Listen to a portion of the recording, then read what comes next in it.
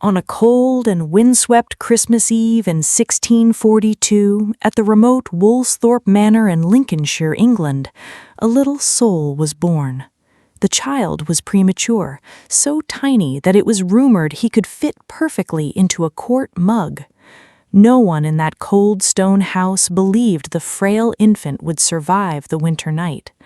He was born fatherless. His illiterate father, also named Isaac Newton, had died 3 months earlier.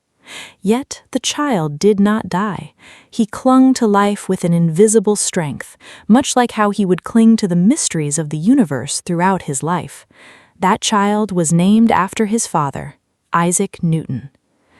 When Newton was 3 years old, his mother, Hannah, remarried a wealthy clergyman named Barnabas Smith. This clergyman wanted a wife, but absolutely did not want a stepson. Hannah made a cruel decision. She moved in with her new husband and left 3-year-old Isaac behind to be raised by his maternal grandparents. That abandonment dealt a fatal blow to Newton's fragile young mind. It sowed in him a deep-seated resentment, an eternal sense of insecurity, and an irreparable loneliness. Newton did not play with other children. Instead of running through the fields, he locked himself in quiet contemplation, seeking solace in the immutable laws of nature, because, unlike people, nature would never deceive or betray him.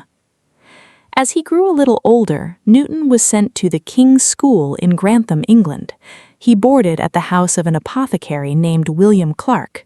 It was here that the scent of chemicals, mysterious glass vials, and ancient books awakened his instinctual curiosity. Newton began building intricate mechanical toys, water clocks that measured time drop by drop, and miniature windmills powered by a running mouse he called the miller.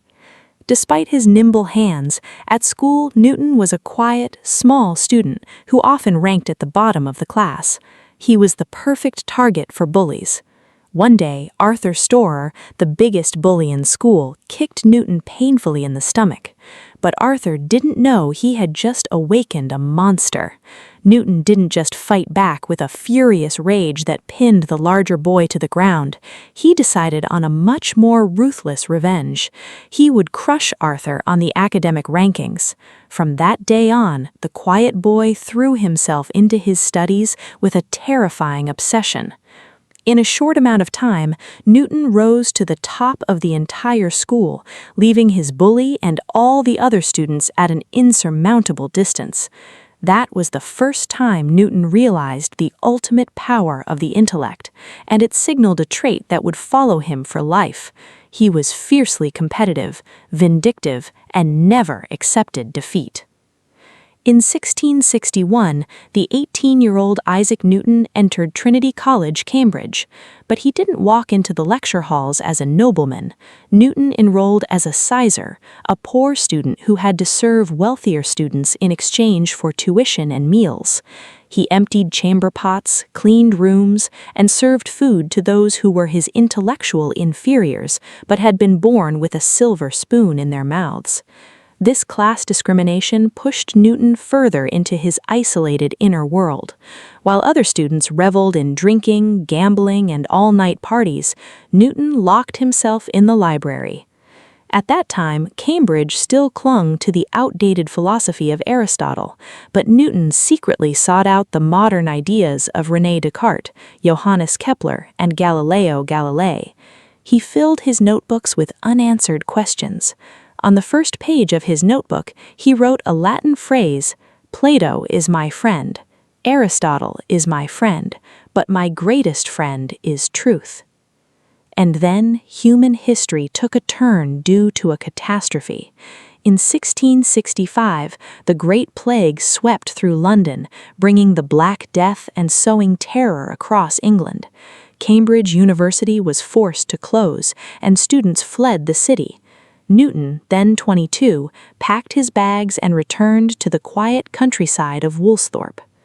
During his 2 years of seclusion to avoid the plague, with no guiding professors and no modern laboratories, only silence and his genius intellect, Newton ignited the greatest scientific revolution in history. People call it the Annus Mirabilis, the year of miracles.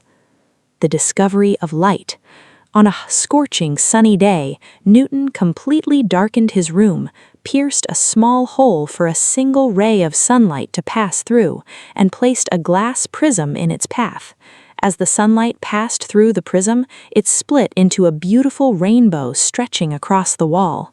Newton proved that white light is not colorless, but rather contains all the colors of the universe. The apple and gravity. Finally, the legend of the apple. No, the apple did not fall on Newton's head, making him jump up and shout "Eureka" like in fairy tales. The truth is much quieter and more profound. On a late afternoon, sitting in the garden, watching an apple fall to the grass, Newton looked up at the faint moon appearing in the sky. His great mind sparked with a groundbreaking question. If a force pulls the apple to the ground, what prevents the moon from falling to Earth? That was the moment of enlightenment. The force pulling the apple and the force keeping the moon in orbit were one and the same. The heavens and the earth obey the same law. He had discovered gravity.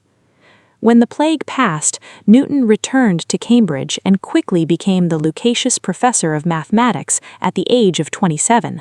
But behind the halo of a brilliant scientist was a mysterious, eccentric man full of dark secrets.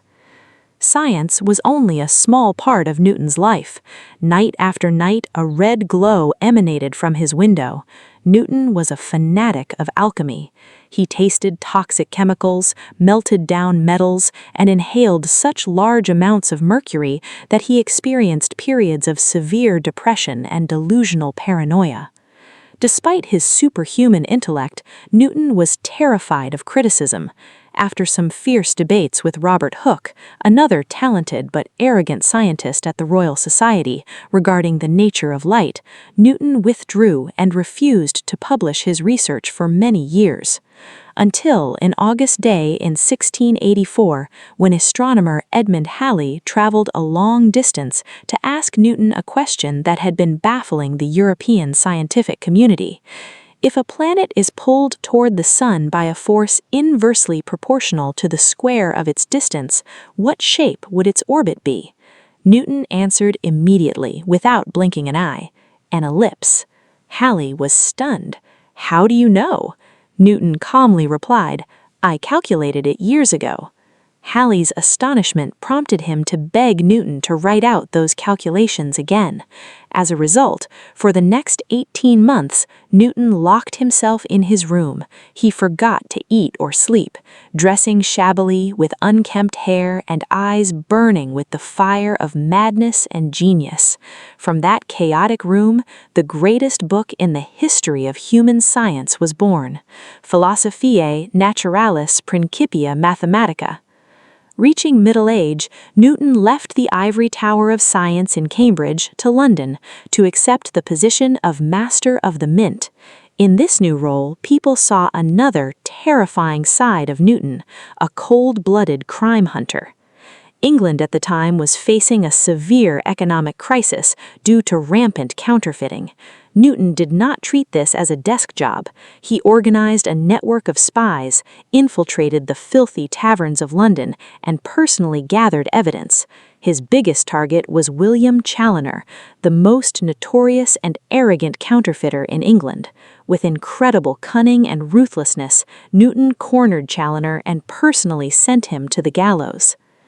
Isaac Newton died in his sleep on March 20th, 1927, at the age of 84. His funeral was held as solemnly as a king's, and his remains were interred in Westminster Abbey. England and the entire world bowed down to a mind that had reshaped human civilization. Yet behind that colossal monument, behind the arrogance, the vindictiveness, and the dark secrets of alchemy, Newton was ultimately still the lonely orphan at Woolsthorpe Manor from all those years ago. That little boy merely wanted to understand how the world worked, because no one had ever explained it to him.